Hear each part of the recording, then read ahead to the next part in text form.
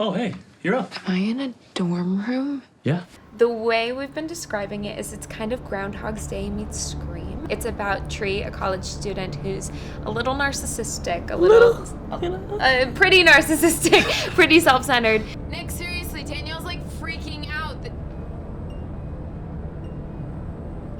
Who is stuck reliving the day of her murder over and over again until she finds out who the killer is. And she also has the opportunity to learn a few life lessons along the way.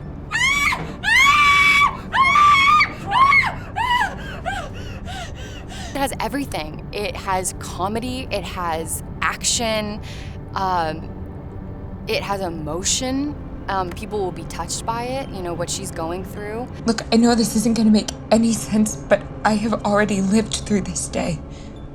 Twice. I always say that comedy and horror are very similar to me.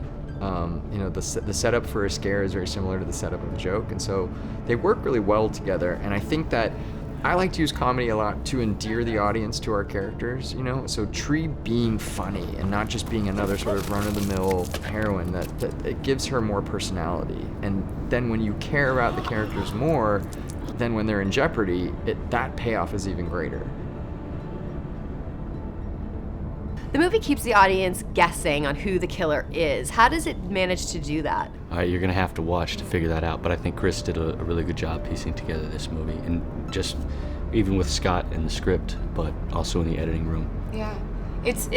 I think it's because the world is so developed and all of the characters are so fleshed out, that it keeps you guessing all the time. And I also think they do an incredible job not letting the audience get ahead of Tree, our heroine. They're kind of learning and growing and figuring things out alongside of her. And as a result, hopefully the murderer will be a surprise.